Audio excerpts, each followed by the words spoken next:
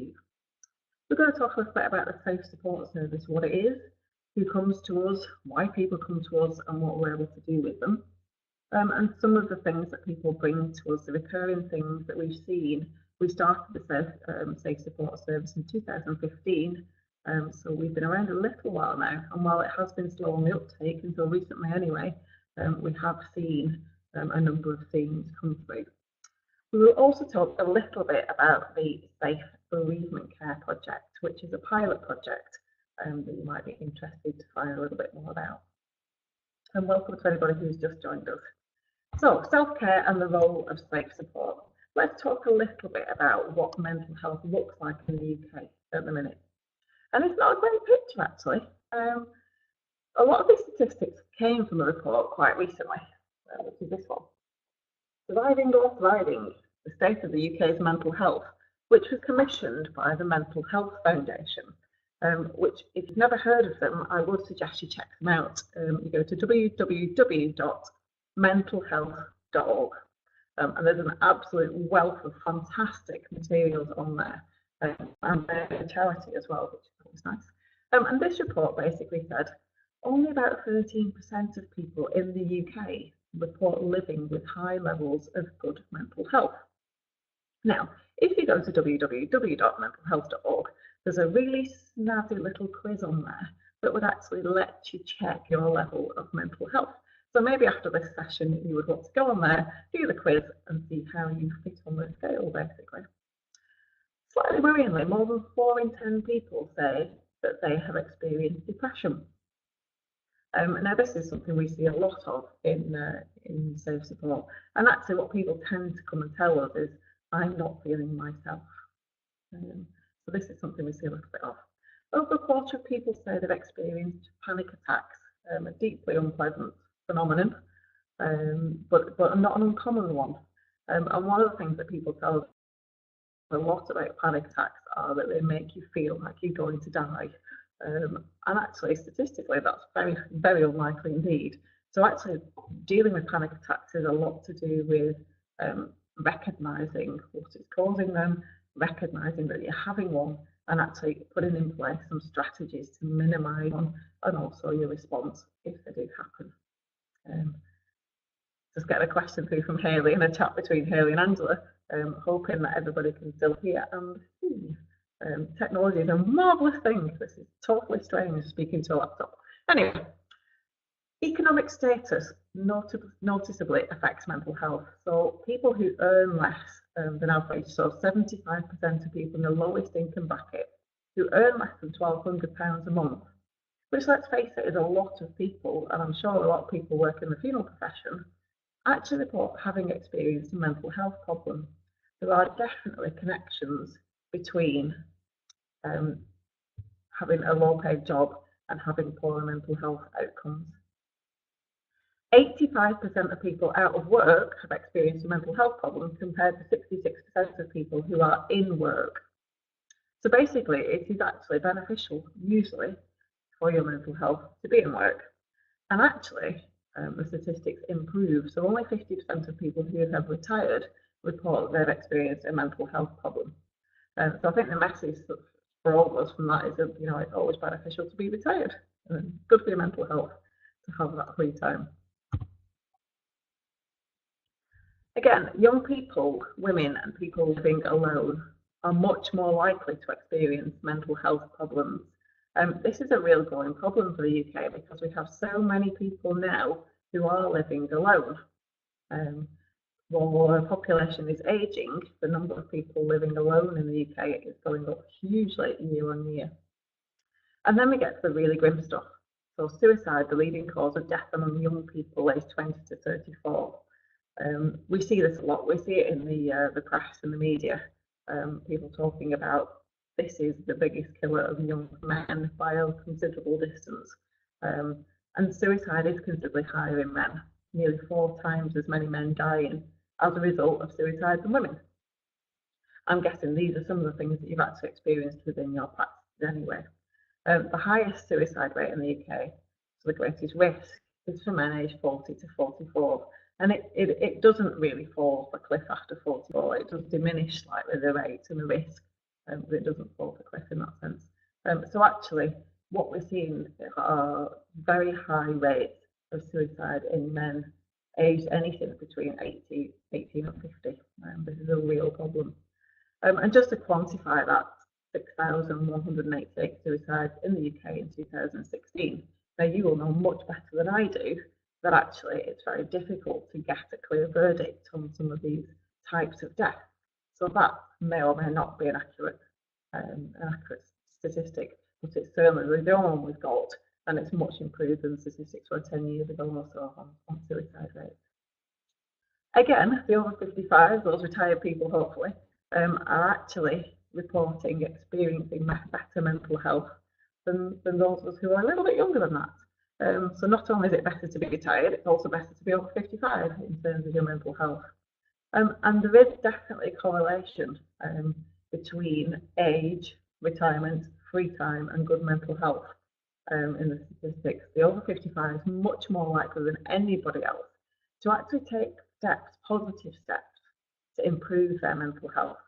So they're the people who are more likely to spend time with friends, family, grandchildren maybe, go for a walk, eat healthily, take time to enjoy leisure pursuits and interests, and generally try to really keep healthy, stay healthy for as long as possible. And that reaps benefits in terms of their mental health. So that's kind of a quick summary of some of the statistics that are out there of mental health at the minute.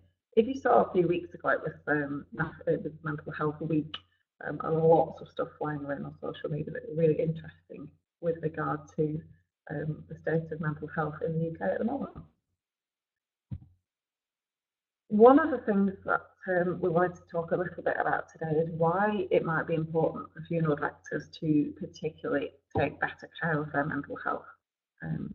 Now, this is a study from America, University of Phoenix, earlier on in this year, and it was a study that looked at the mental health challenges of first responders.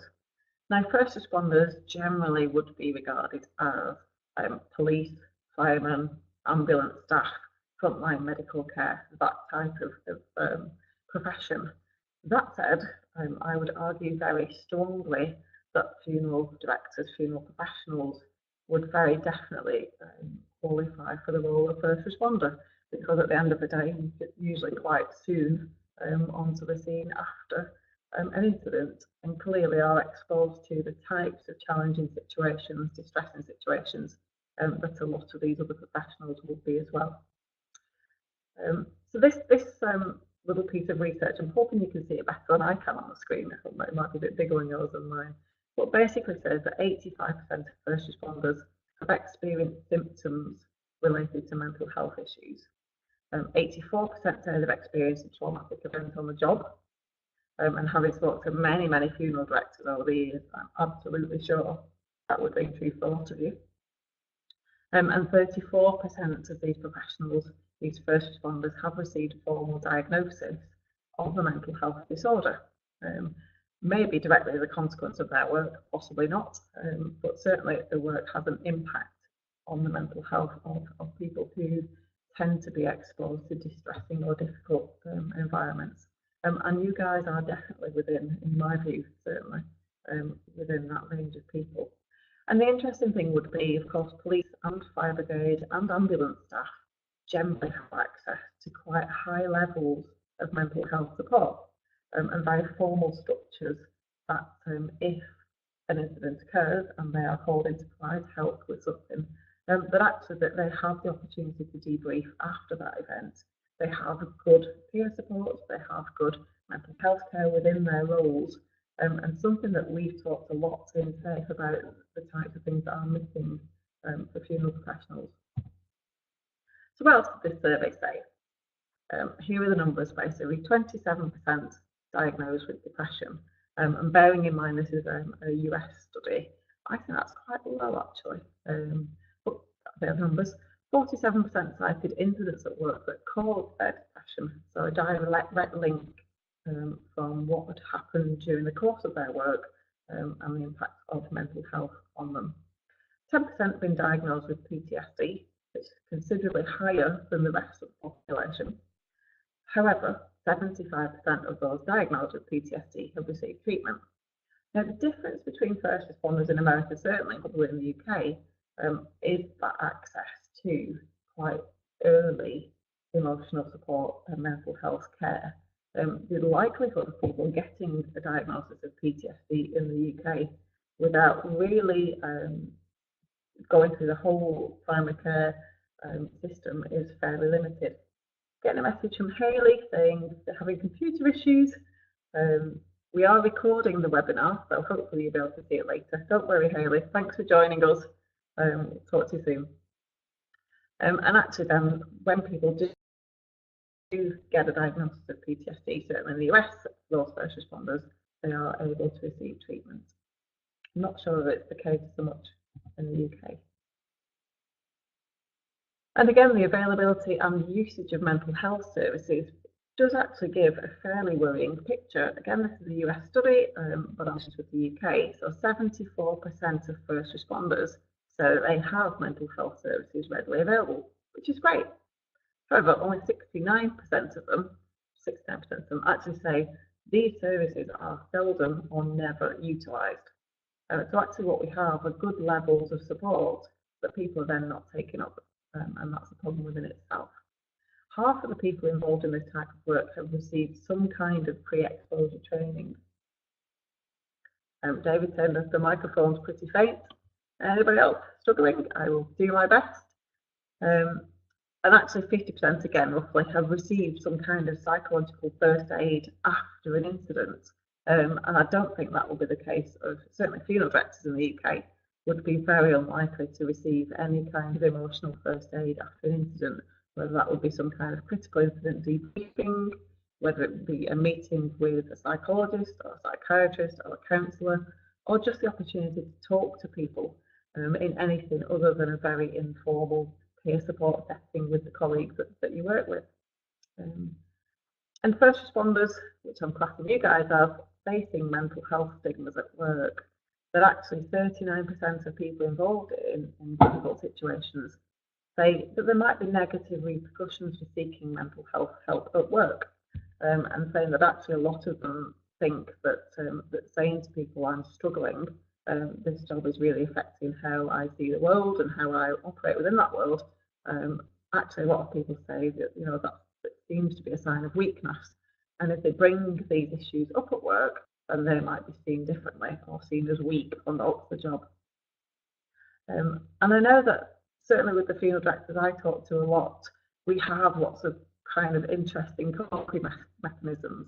So we would have the black humour, we have very good levels of sort of inter-business support, really. A lot of our businesses are family businesses, and as a result of that, people do feel that they can talk to each other quite well. And most of the business owners I speak to are very, very concerned to take care of their staff members.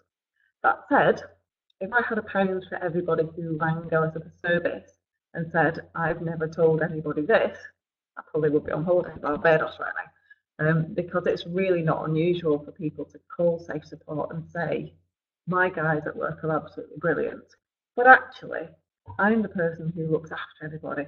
I'm the person everybody comes to with the problems, and I'm crumbling, and I've got no one to speak to. So that is why, I guess some of the reasons that I personally think that you guys need additional support is A, it's very difficult to get any kind of mental health support at the moment, not being political at all, but GP services are overstretched and underfunded, mental health services are overstretched and massively underfunded, and it's very, very difficult to get any kind of mental or emotional support, any kind of counselling, without actually going private and paying for it yourself, which is a huge barrier to people to access additional support. And I do think that when you guys are dealing day in and day out with the kind of subject that most of us don't want to think about day in and day out, most people don't want to think about death. Most people don't want to see people who died. Most people don't want to deal with grieving families. It's very emotionally challenging. And actually, when you're not able to get any support, any kind of formal support, then I think that can be problematic. Although I do appreciate lots of our guys in the funeral profession do say, look, I've been doing this for years, I have big shoulders, and most of them do. That's not to say it's a sign of weakness to come and ask for help if and when you need it. So let's have a look at some of the early warning signs of possible mental health difficulties. It's always fun when I've done the SAIF regional meetings and gone around the circuit and done stress tests and various other things, because people regularly laugh a lot and say, ha, I've got all of those, I'm scoring 20 out of 20, I must be stressed out of the ballpark. And again, with these things, one or two of these is not usually a sign of a problem. However, you will know yourself if you think about how you're feeling about things, how you think about the world, whether or not you actually feel like you can cope, whether or not you feel that what you're doing is worthwhile, which is really important. When you start to experience a lot of these feelings, that should be a really good warning sign that actually it might be time to either put some self-care in or look elsewhere for some help. So, early warning signs. Things like not feeling optimistic about the future. Now, this is a really kind of clear signal. When you talk to people, particularly people who might be a little bit depressed, it's very hard for them to go, actually, things are difficult now, but they will get better. What we find a lot with people who are struggling with depression is that there is a big black cloud, for the sake of using the cliche, and actually it's very difficult to see beyond what is in front of you at the moment and be enthused about what might be in the future. So regularly not feeling optimistic can be an indication of a problem on the horizon. Regularly not feeling useful. Well, we all feel like that from time to time, but actually when you start to think, I don't know why I'm doing this, this is not where I should be or what I should be doing, people don't appreciate it, and actually this is pointless, and I think that's probably a good word to use. This is pointless or futile. That can be an indication of some early signs. Ooh, getting messages from my own computer.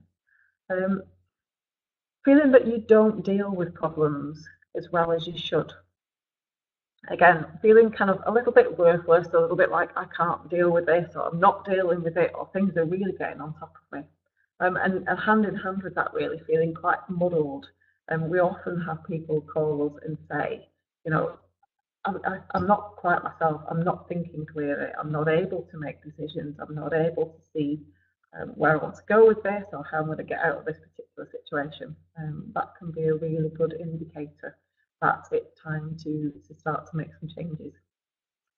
Regularly not feeling close to people or feeling valued or loved. And again, we can make wisecracks about this and go, oh yeah, we all feel like that all the time. But actually, when we feel disconnected from people, that can be a little bit of a problem, and really not feeling that our place in the world is valuable to ourselves or to others.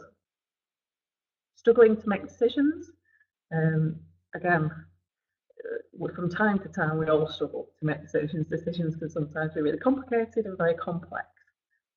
But actually, when you regularly kind of just feeling totally indecisive, paralysed, unable to say, actually, this is enough, or I need to do that, then that can be a bit of a warning sign there.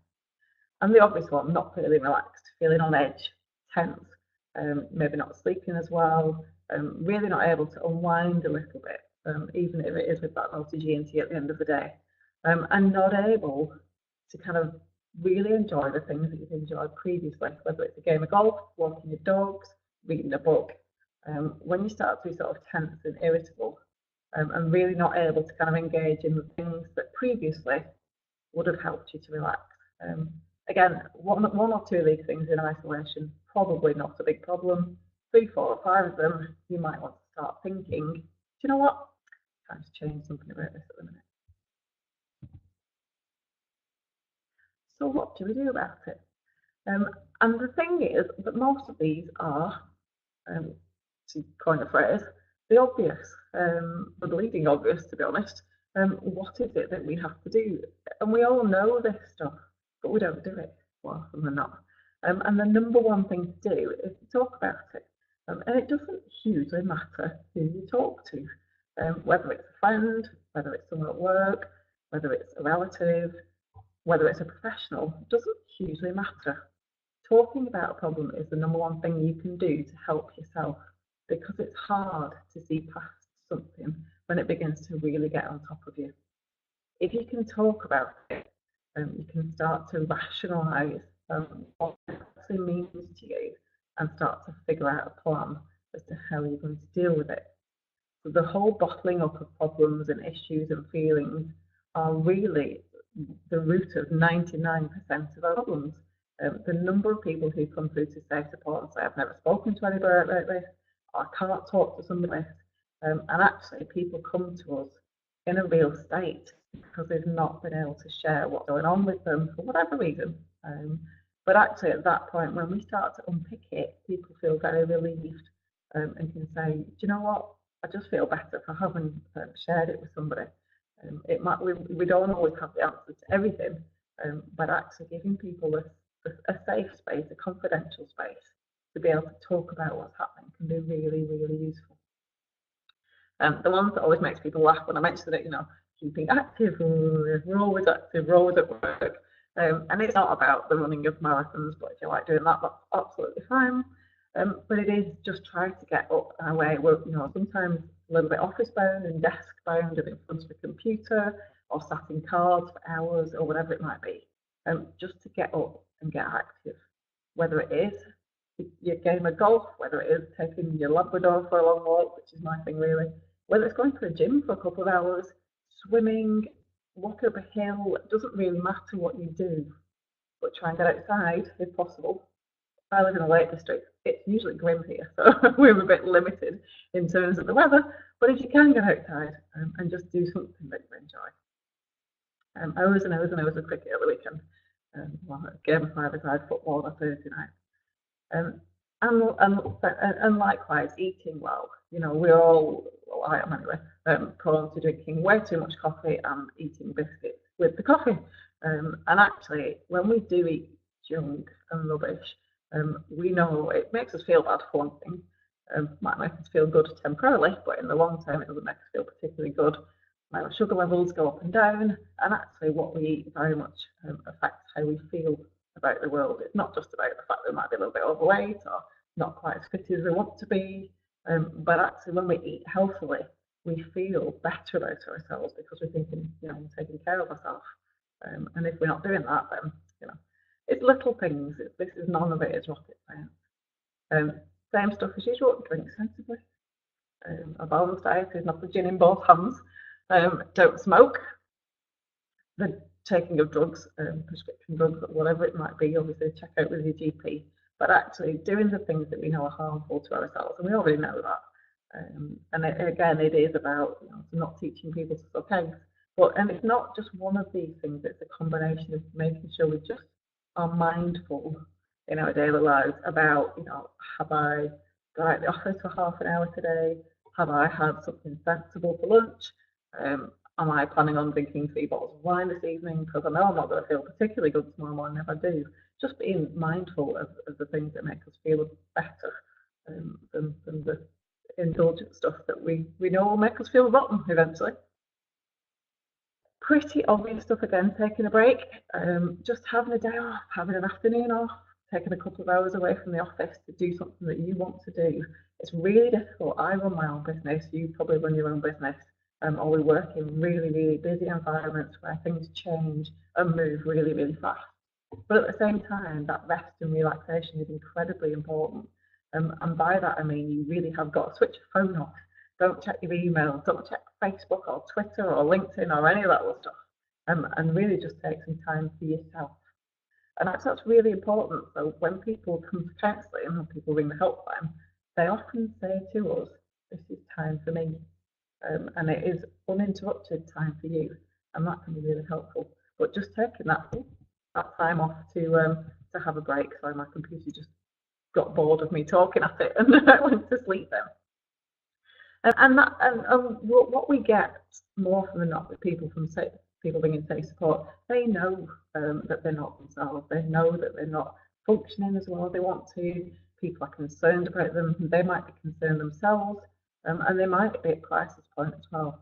So if you begin to feel particularly stressed, and this lasts for more than 2 or 3 weeks at a time, if you're feeling down and you can't shake it off, and that goes on for more than a few weeks at a time, if you feel angry, It's always a sign, you know, angry on a long term. I don't mean just mad because somebody's done something silly, but I mean, if you're feeling persistently angry and irritable, talk about it, look for some help. If you are really concerned, go to your GP. You may have a mental health service locally or a walk-in centre or whatever that is, or give us a call and we will try and help you to figure out what to do. Are you all still there? Send us a message.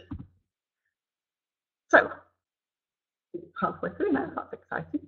So we'll talk about SAIFSupport. So what is it? We have been running SAIFSupport since the back end of 2015. You may have read in SAIF Insight, I'm sure you all read SAIF Insight. This is something that came out of conversations with Alan Tucker and myself when Alan was looking for new member benefits for SAIF, and I said, I'm really surprised that you don't offer any kind of support for your field directors because it's a really stressful job and people see things that the rest of us don't really even want to imagine. And actually you're dealing with people who are distressed day in and day out. Not all brave people are distressed, but a good number of them will be. And actually, I think that could take its toll on people's mental health and the physical health, to be fair. And Alan said, actually, you know, hold that thought, because I was in some really stressful incidents when everybody around me, the police and the fire brigade and everybody else, got really good care afterwards, and we got nothing. We went back to work, had a cup of tea and a biscuit, maybe a chat with the person at the next desk or with my dad, who was the business owner at the time, and we carried on. And that was the support for funeral directors. So that's really where SAIFSupport came from. And what are we? We are completely free to you guys, to all SAIF member businesses, the business owners, the managers, to your staff, to your cleaners, and we have had them call as well. It's a completely free service. It's payable by associate members, but at the moment to full members, this is a completely free service. And more importantly, in lots of ways, it's a confidential service. We often have guys email us from some funeral services just to check out, you know, is it ultimately find out about whether I've been in touch with you, or, you know, will you report back on my mental health to my employer? And the answer to that is no. Nobody will find out that you've been in touch with us. Nobody will find out. Sorry, computer's going to sleep again. Nobody will find out what you've been in touch with us about, or what you've said, or that you're having any kind of support at all. It is completely confidential. And we don't report back to SAIF on anything other than the numbers of people who contact us and some broad brush information about what problems that they're facing might be. And it's for anyone who's experiencing workplace stress, life stress, a mental health problem, or actually just needs somebody to talk to, whether it's been a really difficult day and there's nobody else in the office. Pick up the phone, say, this is, you know, such and such a body. Can I just have a chat for 5 minutes? Absolutely, that's what we're here for. So SAIFSupport, we run a telephone helpline for you, a free phone helpline, but I'm hoping you all have the number. Had lots of stuff through recently, these leaflets. I'm hoping you've got all over your offices. And we run a helpline basically. You can probably see a little bit of a desk space behind me that's empty at the minute because I kicked everybody out so I could do this. But we are fairly friendly, supportive people who have worked in counselling and all kinds of different places over the years. But we're qualified, we're friendly, we're supportive, and we're not judgmental. It's not for us to judge what's going on in your head. We're there to listen to what you want to say, and then help you figure out what's next. Whether it is, actually I feel a lot better, I've just offloaded that on somebody, or this is an ongoing problem that's going to need some support for a while, or actually there's another organisation who is brilliant at this kind of thing, and we can put you in touch with them and they can take you forward. You can call us off if you want, and people do. People do call us 6, 7, 8 times. And more to the point, you can also schedule calls. So if you're busy during the day, you might want to say to us, could you call us like 7 p.m. this evening? And we could have, 15 minutes, half an hour on the phone, that's fine. And you can also speak to the same person every time if you want to. So with a lot of helplines, there are no sort of, you ring up and you take potluck on who answers the phone. And to a degree, that's what happens here. Somebody will answer the phone, but actually we say, actually, can I speak to Catherine, or can I speak to Sarah, or can I speak to Chantal? Then we will make sure that if that person isn't available, then they call you back. We have an email address, which gets used a little bit actually, usually by people who say, I'm not really comfortable ringing a helpline. So people will email in and either ask a question about the service, or we actually do long-term help through the email. And we tend to answer certainly within 24 hours, usually much quicker than that. And we're more than happy to bat emails backwards and forwards. In this day of kind of having email on your phone, it's really easy to just email in a question, get a quick answer. If you want to chat to us on the phone after that, that's fine. If you don't, we'll take time to answer, and sometimes really long answers to issues, and chat backwards and forwards that way if you prefer. We have loads and loads of information and resources. Everybody in this office have worked within the helpline sector. We've all worked within the charity sector. We've all worked within the counselling sector. And we've developed huge resources in terms of, if it's a problem around alcohol, if it's a problem around schizophrenia, it could be anything. We'll be able to find some help if we are not the experts in that ourselves. And we're not the experts in everything, but we can access expert help. And the one thing that people do like to take up, if they're in a place to do so, 6 free face-to-face, or if we don't happen to have one of our counsellors near you, and we have a lot of them around the UK at the minute, so we do tend to be able to provide face-to-face. But we can also do telephone counselling, or FaceTime on your phone, or Skype, sort of video calling counselling sessions with somebody who is professionally qualified and supervised and DBS checked and vetted by us to the very highest levels. So all of those things are really what SAIFSupport is. It's an offloading service. It's somewhere to call when things get on top of you. It's somewhere to call for advice if you're worried about a staff member. And we have lots of business owners and managers call us and say, you know what, I'm really about this person in my business. I think they might need some help. I also have a lot of staff who ring up and go, my boss has told me to call you, both of which are absolutely fine. And then we have people who call and say, you know what, I'm really either at the end of my tether, or I'm feeling really down and I can't shake it off. And that's what we're there for. It's funded by SAIF, which is wonderful as a member benefit. So for all full member businesses and all of your staff, it's entirely free. And I do encourage you to use it as much as you want to. At the end of the day, it's a good service. The feedback that we get is amazing.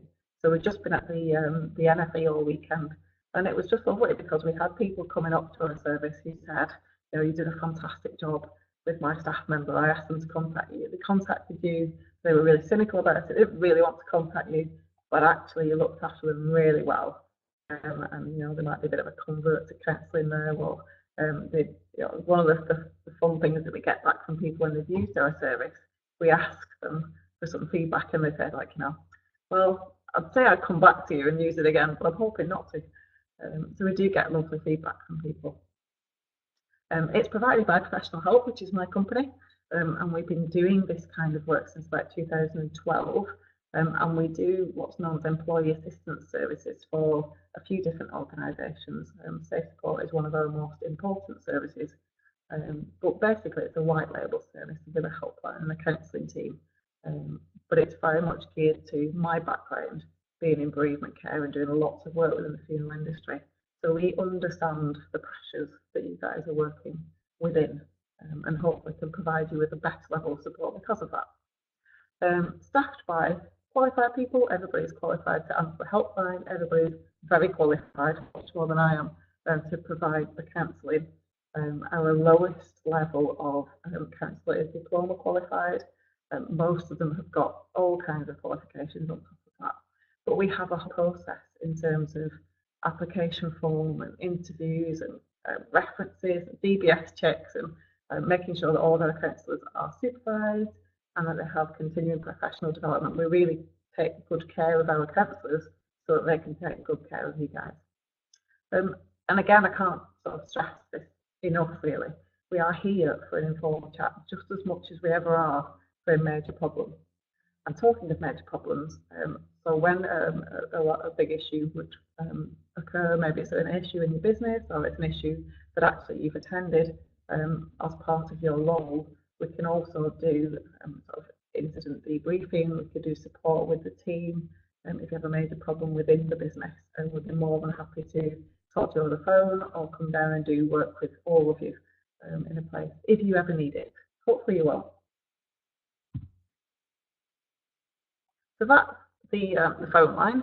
We operate Monday to Friday, 9 till 9. We are more than happy to talk to people outside of those hours. It's certainly not fixed to that time, but they're the times that we endeavour to answer the phone as soon as possible. It's a free phone number, so there is no call charges at all for you to ring. And if you get us out of that time, please leave a message that we have a really good virtual call centre system. Nobody can hear what you're saying on the answer phone. It's not blasted out into an office. And then if you tell us when's a good time to call you back, or you drop us an email to say, call me at this time, because we appreciate people are in work, and it might not be a good time to call you back randomly, we will call you back when you tell us to.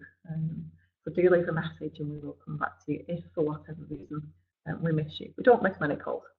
And anytime you like, you can email help@saifsupport.co.uk. You might notice that that email address has changed. It used to be saifsupport@professionalhelp.org.uk. Doesn't matter, send it to either. That is the newer address, but we're all answered, don't we? So do get in touch with us there. I'm hoping you're all still with us. It says there are 10 of us on the attendance list. Hello, guys. So good weekend. Really good to see you. We're going to talk a little bit now around usage. Conscious of time, have about 20 minutes left and plenty to cover. So we'll whiz through some of this just to give you a little bit of an idea. So these are our stats from last year. I need to catch up with the ones from this year at the minute. So how many people really came through? It was a small hundreds, so 100 and something, I can't remember off the top of my head. Anybody with very fast mathematical skills can add them up, that'll be fine. And what you'll see is actually a tailing off through the year, but actually the autumn was really quiet, and the beginning of the year much busier. And actually what we're seeing this year is probably exactly the same thing. We've been really busy for the last 2 or 3 months, but we'll see what happens over the summer. It tends to fall off a little bit over the summer. So what we're seeing there is on the phones, actually up and down really, but December was very quiet indeed. So not that many calls, but enough coming through, sort of maybe 10 a month, something like that, 8 to 10 a month. I think this year we're going to have a lot more than that. Face-to-face service inquiries tends to be where people have approached, usually me after a regional meeting and said, I need to talk to you, Mrs. Bentley. And I go, okay, that's fine. And email, actually what we're seeing is a lot more emails this year than last. Mainly because I think the service was new last year, so people were quite nervous on us, and they weren't sure whether or not this service would be a goer. They certainly didn't have any of the feedback that we have now. What we find with a lot of businesses, once they've used us once, they come back numerous times in some cases. And what do people contact us for? The sorts of things that people say they're concerned about a staff member or a colleague. They are feeling not themselves really, and are a little bit concerned about this. That their particular life stress or work stress is impacting on doing their jobs. This is something we hear quite a bit. Actually, people are worried that they're letting families down. They're saying, you know, actually my bereavement, my personal bereavement or whatever it is really stopping me from engaging with clients. You know, I'm very upset myself, so it's really difficult to support people and keep it all together. Sometimes we have people who have been signed off sick or are likely to be signed off sick in the not too distant future, but actually they've been to the GP and nothing really useful has been suggested. We have had some clients who have been concerned about doing themselves some harm, and that's okay. We can deal with that and we can support that. All people have got a problem that, for whatever reason, they don't feel that they can share with anybody else. And like I said, it is that conversation that we have a lot, which is, you know, I actually support everybody else in my business. You know, I might be the mum figure or I'm the boss or whatever it would be, and I can't really let that facade down at work. So I need to talk to somebody about that. The sorts of things people come with, Depression is a biggie, and I think we would expect that, generally speaking. People who just cannot shake off that persistent low feeling, really not feeling themselves, really feeling muddled or sort of foggy, and really just finding the day-to-day a real struggle. We get that a lot.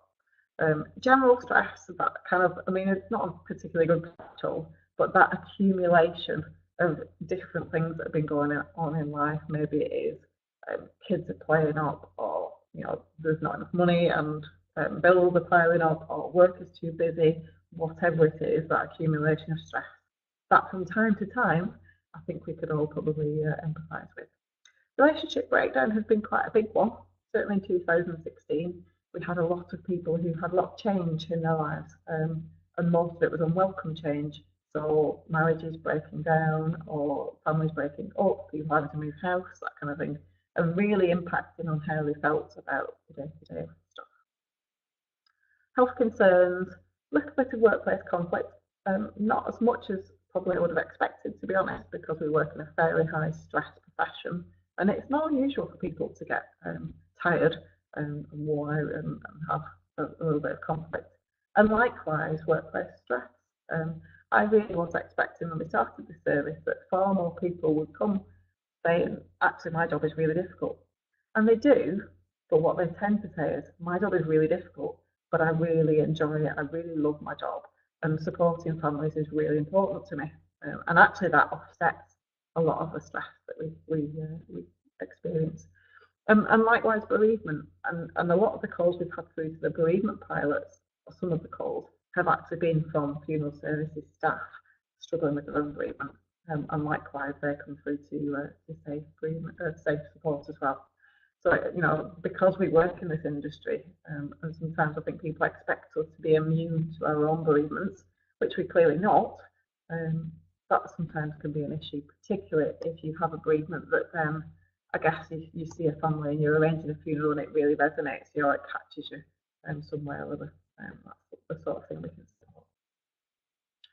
So just to give you a real sort of a sketch outline as to what might come in. So a young guy who emailed us in, loved his job, was very good at it, but actually without arranging funerals, without conducting funerals, more worryingly, and was starting to have panic attacks, which was clearly causing him an enormous amount of distress, because you are there to carry out a really important job, and if things go wrong at the funeral, then obviously that's a real problem.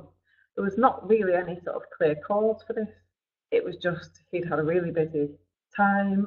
There had been lots of funerals through the door. He hadn't been having time to take care of himself at all, and they'd had a couple of really difficult deaths to deal with difficult funerals in a fairly short space of time.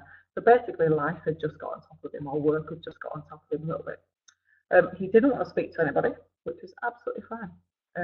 And he emailed back and forth over quite a long time, a number of weeks, to I guess, explain what was going on, explain how the panic attacks felt, and we talked about what the causes of those might be. We talked about what panic attacks were, the fact that despite them feeling extremely unpleasant and very frightening sometimes, they're actually physically unlikely to do any long-term harm. It's not much consolation at the time, but it is true that statistically panic attacks don't physically do you any harm, really. But they are really debilitating, quite embarrassing, and obviously not very helpful when you're in the middle of your job. So we talked a lot about how to manage panic attacks when they happened, but also some of the steps that he could take to really reduce the risk and the frequency of those attacks. And he put those suggestions into practice, and came back a few weeks later and said, you know what, I'm sorry I've not been in touch for a few weeks. I wanted to test out what you'd said to me. And they have gone such a long way to kind of reducing how anxious I was feeling, and the panic attacks have reduced some. And what he actually said was, he sent me an email that said, thanks so much for your advice. It's reassuring to know someone's there, and it's gone a long way to calming him down, which was great. To be honest, it's a case study to show you don't have to ring up if you don't want to. It's perfectly okay to email in and take it how you want to. Second one, completely different. Again, this is not a counselling case study. When we've had conversations with Terry and SAIF staff around why so many people don't get into face-to-face counselling, I'm often at pains to say, actually, people don't often need counselling. What they need is someone to listen to them, some reassurance, maybe some coping strategies, some ideas how to look after themselves better or to deal with whatever problem is taking up their time at the moment. Some people really do need counselling and benefit enormously from it, but not everybody does. And we're not kind of quick to push people away from us and say, "Oh, have a counsellor and get on with them." We're very keen to support people at their own pace. So this one was completely different. A lady in her 60s who wasn't part of the core team, put it that way, of funeral services staff, was on the periphery but very much involved in the business. She'd found that as her husband had retired, he developed a real alcohol problem. He was basically a little bit depressed, a little bit bored, sitting at home all day doing nothing, and had found some kind of solace in alcohol. She'd actually come home one day and found him collapsed and had thought he'd died. She was very shocked and very upset.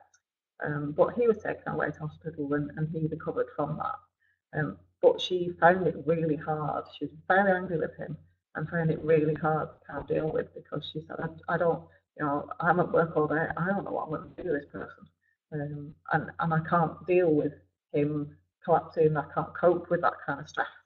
So we had a very, very long conversation about that. And she told us that she'd really never been able to speak to anybody about this. And what did she get from us? She got time. She got the time and the space to talk about it and what it meant to her and the kind of pressure it was putting on her. And she was clearly very worried about him as well.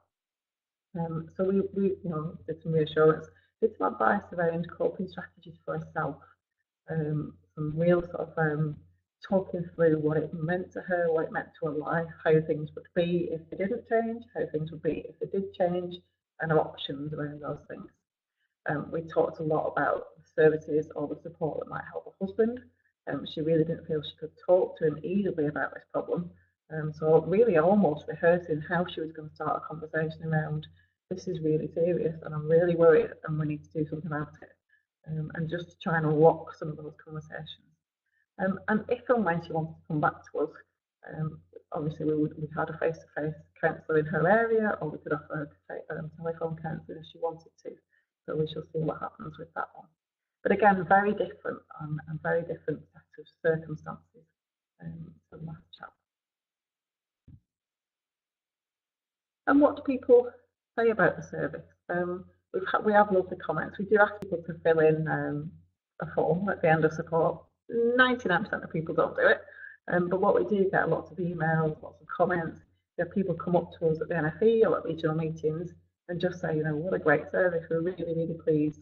So the first comment is from Terry, who's Chief Executive SAIF, saying you're a best-in-class service, and we're really pleased to have this kind of support for our members. We think it's really important that we are able to provide this level of help for our guys.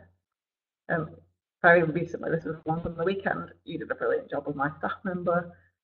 Had a business manager come to us recently and say, we sent one of our staff to you, and he was so cynical, he was not up for any kind of support or counselling, but actually after a couple of sessions, he loved it, and it gave him the space to figure out some of the problems that he needed to really do.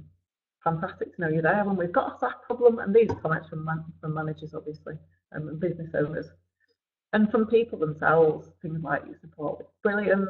We had a lady the other day who said, yes, I think the service helped quite a bit. And things, when we've had real crises through and we've been able to support people at a time when it was clearly really difficult for them. So feedback like, I didn't realise how close to the edge I was. You clearly did see it, and you put in, I'm thinking of this particular person, a lot of support to kind of bring them back from the edge because they were really struggling. So it's not all perfect. We do sometimes get things wrong. People sometimes don't like the counsellor, so we have to find another one, which is absolutely fine. We're not perfect by any stretch of the imagination. But as I was saying to Terry on Thursday, I'm going to change our strap line to "We do our best," which I think is it's good enough, and we're always improving, and we're always taking feedback from people. So if you have something to say about SAIFSupport, please let us know, whatever it is, and we will certainly try to keep improving.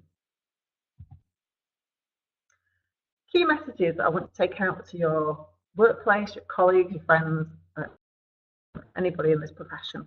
But this is a preventative service. We get a lot of people through when they really are at the end of the tether. It's not just about crisis. It is about, I'm feeling a bit down, what do you suggest about some stress relief, whatever it will be. Give us a call. It's for everybody. It is for people who run businesses, who own businesses, and who work in them. It is for all of the staff involved in this profession. We don't just do counselling. We're quite sensible people with a lot of life experience, and it is as much around offering you some space and time and a little bit of a sounding board. It's not just counselling. We don't push people straight out to counselling, and not everybody wants it or needs it. And people sometimes who don't want it or need it do benefit from it, strangely enough. We do understand the industry. I've been working with SAIF for the last 3 or 4 years. Before that, I spent 12 years working in bereavement care, some of it with the NAFD. But we do understand this industry, and we've had a lot of experience of supporting people, and we understand the particular stresses of your profession. Service is non-judgmental, it's completely confidential, and it doesn't really matter what the problem is, whether it is you've got a health concern or a health worry, you've got a family problem, whatever it might be.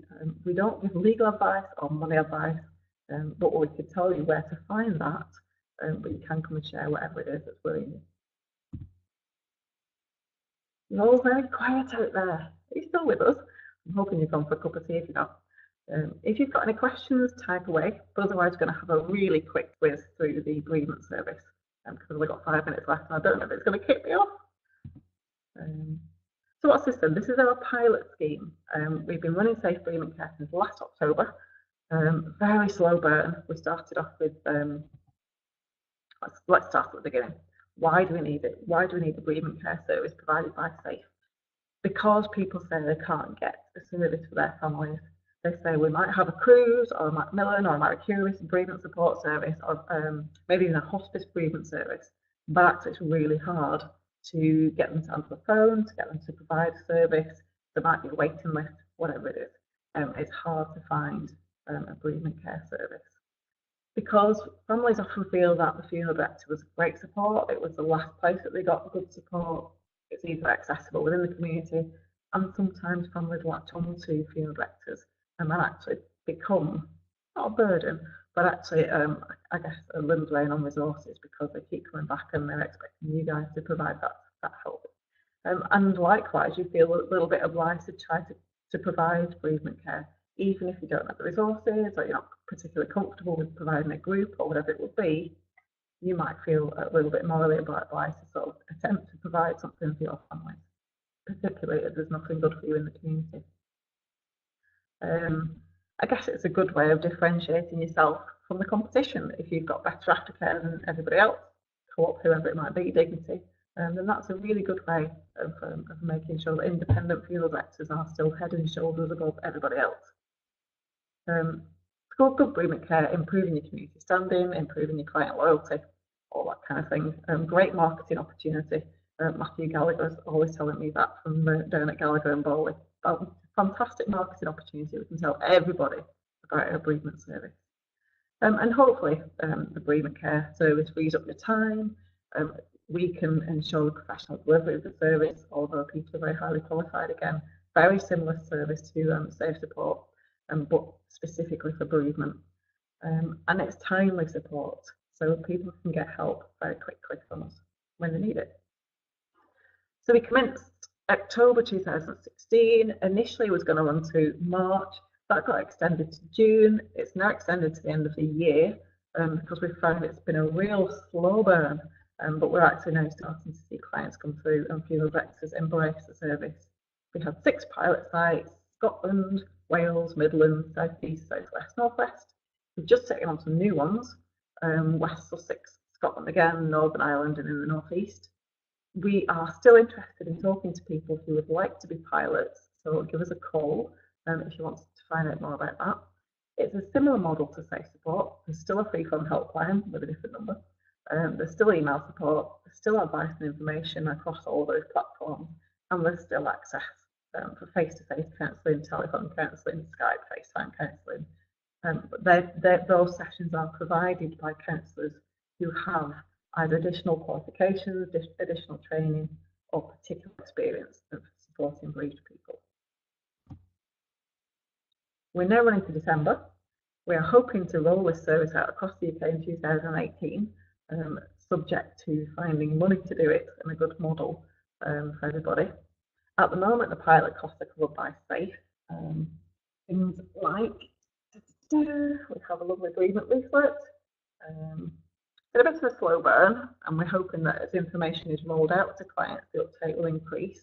And to help that out, we're now starting to, some of our funeral directors at the time of arrangement are saying to families, would you like the bereavement service to give you a call in 4 to 6 weeks? And actually that's proving to be quite popular.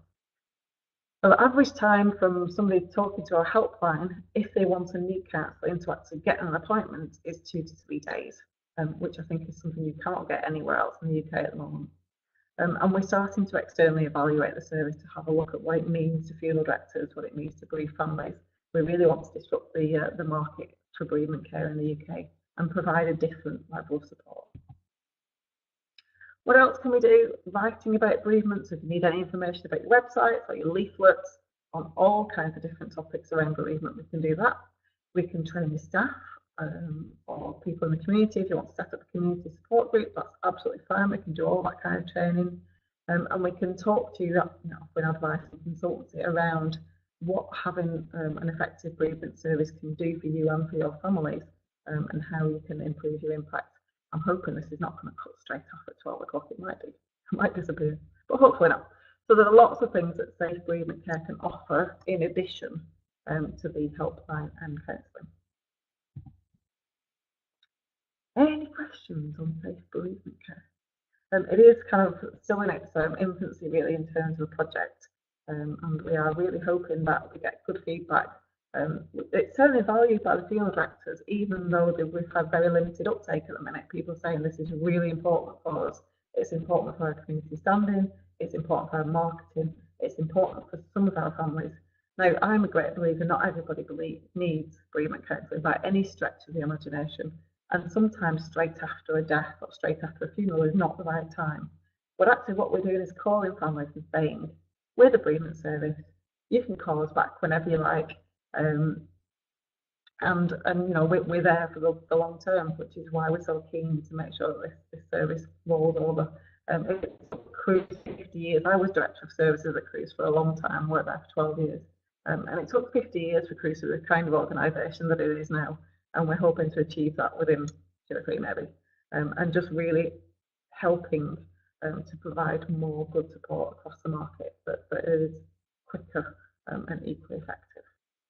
Oh, got a question. Who do we speak to if you want to pilot the bereavement care service? Please speak to me. You can either ring the SAIFSupport line, you can ring the bereavement care line, you can ring the office number, which should be coming up shortly. There we go. Let's have a look. There I am. Please speak to me, Mark. We'd love to hear from you. So yeah, 01524 782 is our office line. My mobile number's up there, and I'm happy to kind of chat whenever you like. But at the minute, the costs are covered by SAIF. If you want to do additional things, so some of our funeral directors have done big window displays. I'm afraid you're on your own for that. We can provide the graphics, but if you want to do huge window displays, then that's great. But you might need to fund a little bit of that. But I think it's a really valuable thing to be able to offer families, and hopefully we'll be successful. All right, folks, it's 2 minutes past. I always overrun. At least we didn't start late. I'm hoping you've been able to hear us okay. I'm hoping you have found A, that I didn't talk too fast, because I know I do normally, and B, that there was some content that was of interest to you. I think this has recorded, so if you want to watch it back or tell somebody else to watch it back in their own time, that would be great. But other than that, unless you have anything you want to say, thank you very much, Vicky. That's a lovely comment. Thank you for joining us. Hope you found it useful, and I'll see you all soon. Bye. Could try and turn the video off now.